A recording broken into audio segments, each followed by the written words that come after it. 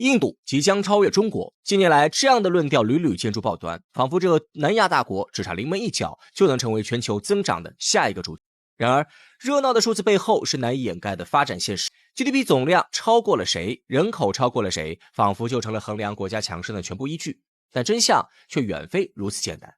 一场看似鼓舞人心的超越论，为何更像是一场世纪骗局？100年时间过去，印度的发展到底卡在哪儿？如果我们不带滤镜，拨开神话的迷雾，就会发现困住印度的不是外部敌人，而是自己体内的病灶。1947年，印度刚刚结束殖民统治，成立共和国不久，首任总理尼赫鲁就提出了一个响亮的口号：印度要成为一个有声有色的大国。这句话几乎成了后来印度国家发展的主旋律。哪怕国内还在为温饱奔波，哪怕工业化刚起步，印度却始终把站在世界舞台中央当做自己的追求。那种信心并不是一时冲动，而是有其历史根源。毫无疑问的是，印度有着深厚的文化和历史积淀。在印度精英阶层眼中，他们并不是一个新国家，而是一个古老文明的现代延续。从佛教、印度教到吠陀文化，从恒河流域的古国到莫卧儿帝国，印度长期以来都认为自己是世界上最古老、最有智慧的民族之一。这种文化自豪感让印度在刚获得独立时就有一种我本来就该是大国的心态。同时，印度的体量也给了他底气，不管是国土面积还是人口数量，印度都不输世界上的任何一个大国。1947年建国时，印度的人口已经超过3亿，在全世界名列前茅。地理上横跨南亚，三面环海，战略位置重要，资源丰富，民族众多，这些先天条件在印度看来是做大国的天然资格。更重要的是，印度认为自己与西方的关系相对亲近，会更容易被国际社会接纳。由于长期被英国殖民，印度保留了大量英式政治体制、法律制度和教育体系。英语在印度的普及程度在非英语国家中首屈一指。建国后，印度虽然坚持不结盟，但实际上与西方的联系从未中断。冷战之后，尤其是21世纪以来，美国更是把印度视为制衡中国的重要棋子，这也在某种程度上抬高了印度的国际地位。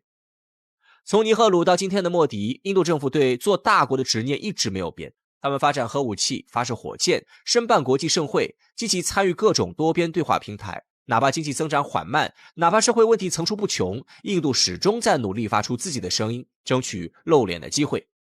对外，他们希望世界把印度当作大国；对内，他们也不断灌输我们是强国的理念。但有声有色归根到底只是外在表现，一个国家是不是大国，最终还得看它的综合国力和治理能力。印度不是没有努力，为了成为有声有色的大国，建国以来的每一代印度领导人都投入了相当多的精力和资源。比如在工业和经济发展上，印度不是没有规划。独立后的尼赫鲁政府提出了混合经济思路，一方面保持部分私营经济的活力，另一方面又让国家主导重工业发展。他们建立了大量国有企业，比如印度钢铁公司、印度煤炭公司等，意图通过国家力量推进工业化。但由于官僚体系臃肿，效率低下，很多企业发展的并不理想。到了1991年，印度经济陷入严重危机，不得不向国际货币基金组织求助。这场危机反而成为一次转机。以辛格为代表的改革派推行了一系列市场化改革，放松对外资的限制，鼓励民营经济发展，也由此催生出印度后来的 IT 神话。班加罗尔一跃成为印度的信息技术中心，大量软件公司和外包企业再次落地，印度程序员走出国门，走向全球。在科技上，印度也非常有雄心，它是世界上较早拥有核武器的国家之一。1974年，印度在拉贾斯坦沙漠进行第一次核试验，宣称这是和平核爆，但谁都明白，它是在向世界证明自己有能力掌握终极武器。1998年再次进行核试验后，印度彻底进入有核国家俱乐部，这对印度来说是身份认同上的一大跃升。在对外关系上，从尼赫鲁时代开始，中国就被视作印度最主要的对标对象。两个国家同在亚洲，几乎同时独立，都是人口大国、文明古国。这种天然同龄人的身份让印度对中国格外敏感。尤其是改革开放后，中国在经济上一路高歌猛进，逐渐甩开印度的那一刻起，这种敏感变成了强烈的竞争心理。印度不愿被比下去，更不愿被世界视为落后一档的角色。为了追上中国，印度几乎在所有关键领域都把中国当作参照系。中国改革开放后，高速公路、高铁、港口、电力、水利等基础设施迅速完善，形成了全球最大规模的现代化建设浪潮。印度看在眼里，也急在心里。2014年莫迪上台后提出印度制造战略，强调要改善营商环境，加快基础设施投资，吸引外资建厂，复制中国速度。于是我们看到印度开始大力修建高速公路，扩建港口，推进智能城市计划，设立工业走廊，目标就是打造出类似中国沿海经济带的制造业中心。从这些方面看，印度确实不是一个懒惰的国家，他有梦想，也肯付出，他不甘于做一个区域大国，而是想成为全球重要玩家。但问题也随之而来，印度虽努力，却并未完全走出发展困境。那么印度的发展到底卡在哪里了？其实归根到底，问题出在4个字：结构失能。最首要的是政府治理能力的长期低效。印度虽然表面上是一套成熟的议会民主制度，但在实际运行中，这套体系常常陷入政党纷争、效率低下的泥潭。政策更替频繁，一个政府刚上台就被拉下马，许多政策没来得及落地就被推翻，比如土地改革、税收体系优化、劳动力市场现代化，这些对发展至关重要的问题，经常在议会里被无限拖延，久拖不决。与之相伴相生的是官僚体系冗杂僵硬，严重拖慢了执行效率。印度的官僚系统保留了很多英殖民时期的管理模式，重规章轻执行，地方政府之间协调困难，项目推进效率低下。想修一条路、建一个厂，不仅程序复杂，还容易遇到贪腐问题，权责不清，推诿扯皮。很多外资企业对印度投资望而却步，根本原因不是市场不大，而是办事太难，成本太高。更重要的是，印度的社会结构问题根深蒂固。种姓制度虽然法律上被废除，但在现实生活中依然广泛存在，尤其是在教育、就业、婚姻等领域，仍对底层人群造成极大限制。这种看不见的天花板限制了社会流动性，削弱了整体人力资源的活力。再加上宗教分裂、语言多元、地方民族意识强烈，让本就复杂的治理体系更加碎片化。很多国家层面的政策到了地方根本推不动。同样的社会层面的问题还在于教育与基础设施的长期滞后。印度有极强的高端人才输出能力，硅谷有不少印度面孔，诺奖获得者也不在少数。但问题是，这些只是金字塔顶端的人才，大部分印度人接受的仍是基础薄弱的初级教育，农村地区识字率长期徘徊不前。医疗、饮水、住房等公共服务覆盖率低，让人口红利变成了沉重的社会负担，而非经济增长的动力。不仅如此，印度的经济还面临着结构长期偏失的问题。印度跳过了制造业的全面崛起，直接从农业社会跃入服务业导向的经济体。这种跳跃式发展在初期带来了软件外包等优势产业，但也留下了巨大的结构性短板。制造业始终无法形成强劲支撑，就业吸纳能力弱，技术积累不足，最终造成的是增长无根基，就业无保障。更严重的是，印度社会缺乏一个强有力的国家战略统筹机制，各级政府各自为政，中央与地方的政策常常互相掣肘。遇到危机，政策反应迟缓，要干大事常常虎头蛇尾。许多宏大的国家计划，比如印度制造、数字印度，最终都因为落实难、协作难，沦为口号多、成果少的工程。这些深层次的问题，不是靠换一个领导人就能解决的，也不是靠打一场外交翻身仗就能扭转的。它们存在于制度内部、文化结构之中，早已形成了一种慢性病式的发展困境。印度的问题并不是缺了某一项条件，而是每项都差一点，但整体又始终不到位。它像一个拼图，拼到最后总差一角，而这一角恰恰就是国家整体动员能力。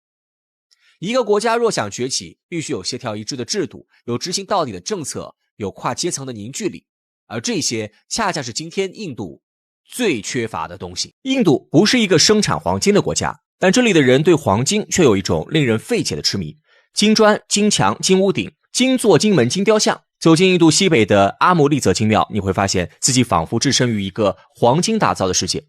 像这样富丽堂皇的印度教或锡克教寺庙，在这个国家没有1000也有800。印度的黄金持有量也极为吓人，至少2万吨，这还是将近10年前的数据。黄金是财富的象征，黄金多了往往证明国民富裕了。可面对如此之多的黄金，印度政府却急得直跳脚。这是怎么一回事呢？2012年，印度金融快报引用世界黄金协会的数据称，印度民间的黄金储备量已经突破了2万吨，比此前世界黄金协会预估的数据多了 11%。2015年，印度财政部长再次引用了这一数据，那时候印度政府不是在夸耀印度的财富，而是在为如此巨大的黄金储量发愁，因为相比其他国家而言，印度的黄金拥有比例有点失衡。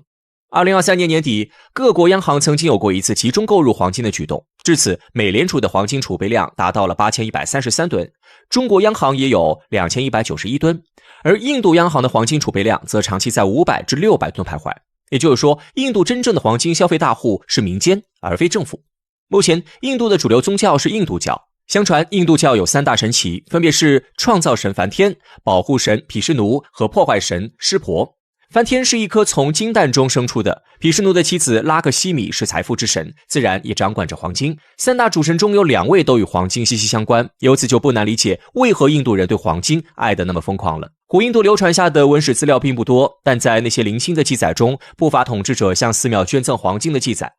宗教为了守住黄金，还编出了一则诅咒，据说谁打开寺庙中储藏黄金的密室，谁就亵渎了神灵，会遭到最严厉的惩罚。即使不考虑宗教因素，黄金对印度人也有特殊的吸引力。众所周知，种姓制度在印度根深蒂固，一个人的种姓无法随意更改，但黄金可以提升种姓。种姓制度虽然等级森严，却也为下等种姓留了一个小口子。如果一个高种姓男性迟迟讨不到同种姓的老婆，他是可以从低一级的种姓中挑选伴侣的。这样一来，就会有无数低种姓上门求亲，而他们能够讨得高种姓家族欢心的方式，就是献上自家世代储备的黄金。及至近代，西方殖民者抵达南亚次大陆后，发现这里盛产香料，当地人又异常喜欢黄金，于是便拿出从别处抢来的金币与印度人做交易。那时候的香料对欧洲人来说可是高档商品，于是带着黄金来到印度的远洋船越来越多。反正他们的黄金都是从南美抢来的，也不心疼，反倒是印度人在环球贸易的刺激下，对黄金的占有欲空前膨胀。时至今日，黄金在印度已经成为了衣服裤子一样的必需品。不仅富人穿金戴银，贫困家庭也得倾尽所有给家里的女性置办一点黄金首饰，给庙里的神仙捐一点金箔。没有哪个国家像印度这样喜欢金子，但也没有哪个政府像印度政府这样为金子发愁。印度政府愁就愁在金子在国民手中不是财富，而是累赘。印度本土的黄金产量非常有限，而且能够找到的黄金储藏越来越少。上世纪50、60年代，印度每年还能产出几十吨黄金，可到了2023年，印度的黄金产量已经下降到了 1.4 吨，而印度每年的黄金需求量却维持在1000吨上下。2020年受到疫情的影响，当年印度的黄金进口量为430吨，创下了近几年的最低纪录。可转过年来，憋了1年的印度人马上开始疯狂购买黄金。当年印度的黄金进口量上升到了1050吨，足足涨了 1.5 倍。这么多黄金，那可是要花钱买的。按照印度政府公布的数据，这一年印度进口黄金用了557亿美元。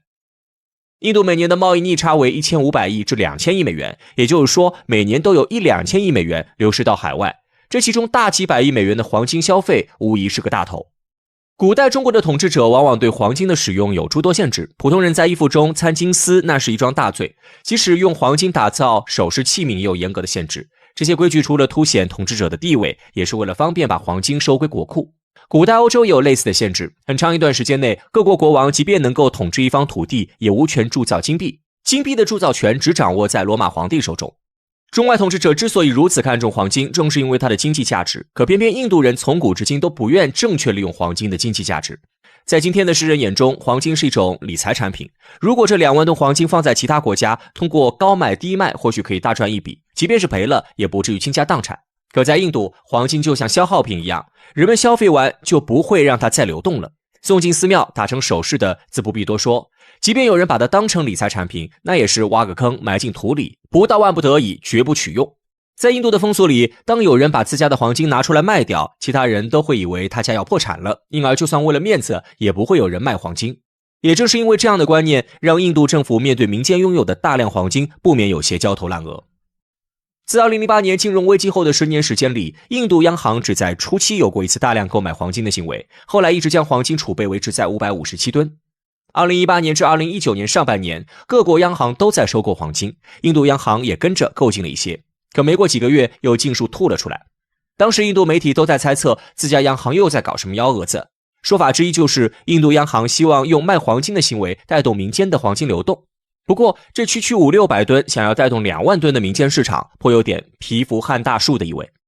说起来，2万吨这个体量大多数还是最近20-30年积累起来的。要知道，印度也曾是一个计划经济国家。1947年，印度政府一刀切式地禁止了黄金进口。1964年以后，就连民间的私下交易也不被允许，想要买黄金必须等政府的统一调度。那时候印度的黄金交易额维持在每年65吨左右，远没有现在这么离谱。但市场经济是大势所趋，90年代后印度也实行了经济体制改革。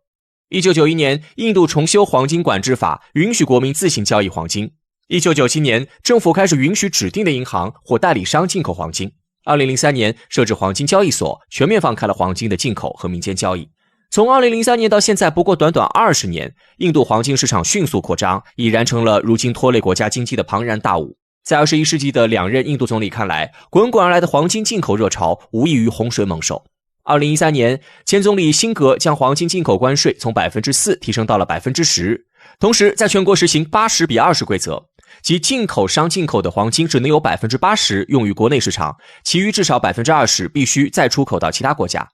这时候已经是辛格主政末期，1年后权力被交到了现任印度总理莫迪手中。在莫迪时期，黄金进口关税又从 10% 上涨到了 12.5%， 对商人额外征收 1% 的消费税。除了增税之外，还有了解你的客户规定。该规定主要针对国内黄金市场，内容包括禁止单次20万卢比以上的匿名黄金交易和禁止单次30万卢比以上的实名黄金交易。但总的来说，这些规定完全挡不住国民购买黄金的热情。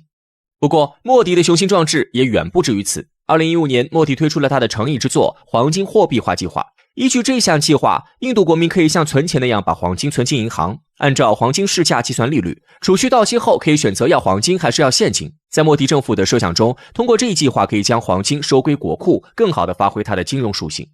无论从哪个角度来看，莫迪的黄金货币化计划都是一项不错的政策。与之配套的还有主权黄金债券计划、印度金币计划等。然而，莫迪千算万算，就是没算到印度人买黄金不能以简单的经济理论揣度这一点。他们对黄金的崇拜不计成本，近乎信仰。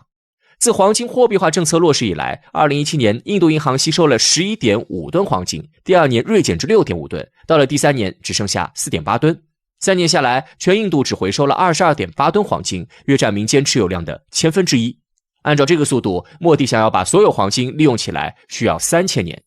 很显然，黄金货币化政策已经名存实亡。这种尴尬的结局，无疑也预示着想要解决印度的黄金问题，该国政府还有很长的一段路要走。